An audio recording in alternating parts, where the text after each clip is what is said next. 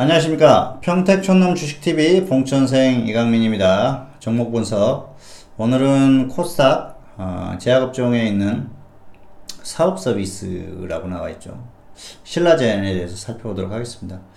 제약주라고 보시면 됩니다. 사실 업종은 그렇지 않습니다만 어쨌든 그런 제약업종이죠. 신라젠에 대해서 살펴보도록 하겠습니다. 신라젠 같은 경우에는 사실 최근에 시장에서 관심이 워낙 많은 기업 중에 하나죠. 사실 좀 이 종목을 생각하면은 약간 좀 허탈한 그런 웃음이 나오기도 합니다. 어쨌든 기업의 흐름과 주가가 반드시 연동하지 않는다. 그런 것들을 보여주는 대표적인 기업 중에 하나고요. 기대감으로 언제나 기대감으로 상승하는 그런 종목. 상당히 부담이 가는 그런 종목 중에 하나입니다. 사실 투자자들의 어떤 딜레마가 있을 거예요. 우량한 종목인데 주가가 움직이지 않는 그런 종목이 있고요. 정말 말도 안 되는 것 같은데 기업 실적은 나오지 않고 정말 부실한 기업 같은데 주가가 움직이는 그런 종목들이 있죠. 그래서 그런 것들이 투자자들을 고민을 하게 만드는 것이죠. 사실 우리가 주식 투자를 하다 보면 다양한 그런 것들을 보지 않습니까? 그래서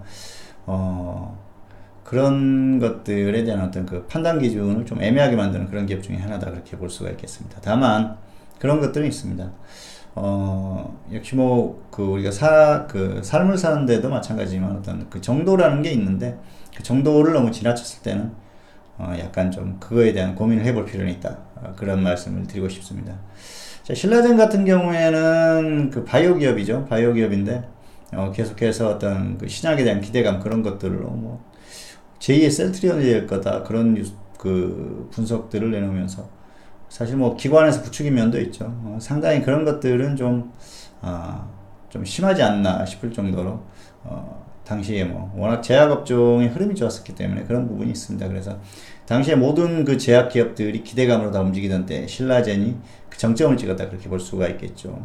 어마어마한 상승을 하면서 말도 안 되는 폭등세를 보였었죠. 그래서 아마 아직도 고점에서 매수를 하고 물려있는 분들이 상당히 많을 것으로 생각을 합니다. 그런데 그런 부분들은 사실 투자자들이 조심해야 할 부분인데 본인들이 정말 이게 냉정하게 잘 판단을 해서 매매를 잘 했나에 대한 그런 반성을 좀 해볼 필요가 있다, 그렇게 볼 수가 있겠습니다.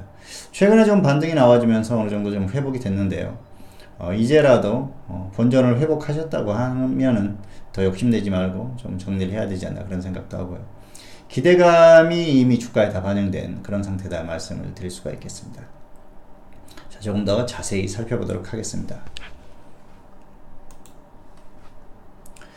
네, 신라젠인데요. 신라젠을 보면은 사실 지분 구조는 딱히 이렇게 살펴볼 게 없는 그런 상황이고요. 자, 2016년 12월에 상장을 했죠. 자, 실적을 보시면은 그렇습니다. 매출이 100억도 안 나오는 그런 기업이죠. 그리고 그렇다고 해서 지분 구조가 엄청나게 안정적인 그런 기업도 아니고요. 자, 재무 정보를 좀 보실까요?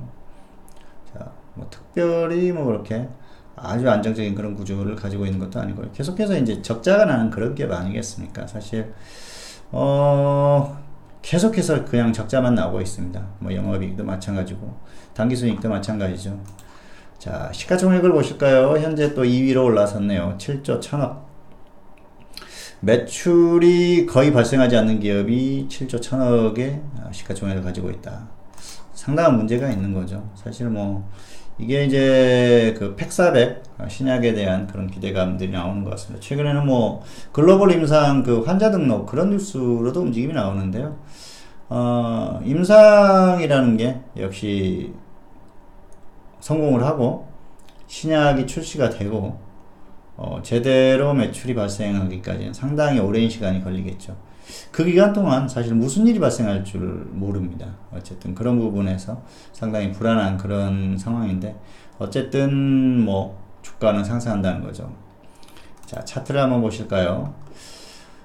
작년이죠. 2017년에 어마어마하게 폭등을 했습니다. 폭등. 사실 만원도 안 되던 주가가 15만원까지 갔으니까 어마어마하게 폭등을 한 거죠. 대단하다, 그 말밖에 할 수가 없을 것 같고요.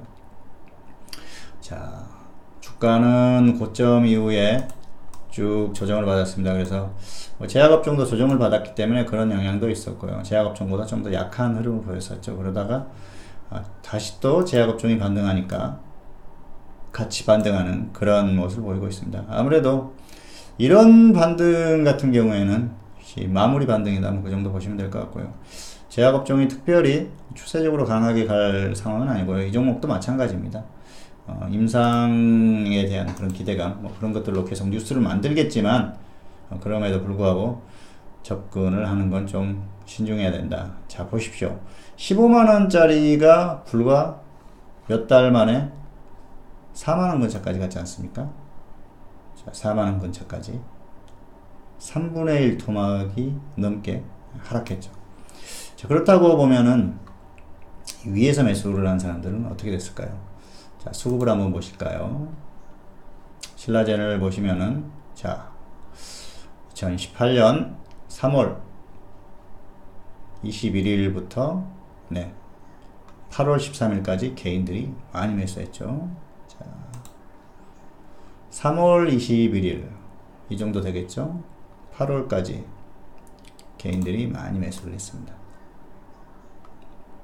개인들이 엄청나게 매수를 했죠. 위에서 매수를 한 사람들은 아직도 손해고요. 아래에서 매수한 사람들, 운 좋게 나중에 매수한 사람들은 조금 지금 이익을 보고 있겠죠. 그런데 뭐 이 위에서 매수한 사람들도 많을 겁니다. 그렇기 때문에 손해를 보는 쪽이 상당히 많다는 거죠. 자, 다시 한번 보실까요? 최근에 외국인들이 매수를 하고 있죠. 외국인들이 최근에 다시 매수를 하고 있는 모습입니다. 이전에도 매수를 했었죠. 3월까지 쭉 매수를 했었는데요. 자, 그리고 다시 7월 말부터 매수를 하고 있습니다. 자, 외국인들이 3월까지 매수를 했다. 자, 한번 지워볼까요? 외국인들이 3월까지 매수를 했어요. 이런 부분이겠죠. 7월 이후에 외국인들이 다시 매수를 하고 있습니다. 그러면서 주가가 뭐 오르고 있어요. 물론 그 수급적으로는 외국인들이 매수를 하면서 오르고 있습니다. 자, 여러분 한번 생각을 해 보십시오. 지금 최근에는 낙폭이 워낙 가했어요. 단기적으로 뭐 한머니가 들어올 수도 있다고 볼 수도 있겠죠. 낙폭이 과해서 제약업종이 가니까 어떤 외국인이든지 매수가 들어와서 뭐 주가를 끌어올 수도 있다고 딱 생각할 수도 있습니다. 그런데 여기에서 외국인들이 여기까지 3월까지 매수가 들어왔다. 정상적으로 볼 수가 있을까요? 정통 제대로 된 외국인들이라고 하면은, 자, 기업을 보실까요? 이런 실적, 그리고 단순히 기대감을 가지고 얼마가 걸릴지 모르는 그런 임상에 대한 기대감을 가지고 매수가 들어온다. 그런 것들은 좀 신중하게 고민을 한번 해보실 필요가 있습니다.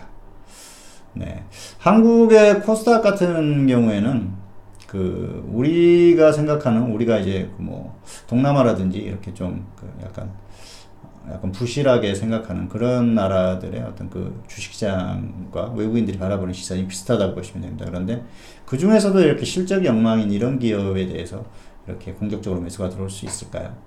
자, 생각을 한번 해보시기 바라고요. 자, 그리고 이제 최근에 이제 반등이 어느 정도 나왔는데요. 어느 정도 좀 단기 반등은 나왔죠. 100% 넘게 상승이 나왔기 때문에 무리하게 여기에서 또 접근하시는 분들은 없기를 좀 바라는 마음이 있습니다. 어쨌든 일단 기대감으로 가는 종목들은 기대감만 이용하시면 됩니다. 그래서 작년 같은 경우에도 뭐 이게 주가가 급등했지 않습니까? 그래서 아래쪽에서 뭐 따라잡든 뭐하든 접근을 했던 분들은 아마 수익을 보셨을 거예요.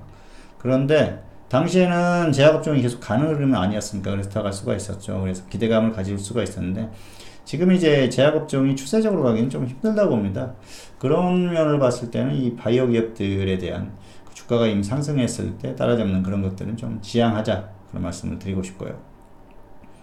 자, 신라젠 같은 경우에는 더 갈 수도 있습니다. 뭐 기대감을 띄우고 또 언론에서 그렇게 이제 기대감을 만들고 주가를 더 상승시킬 수는 있는데요.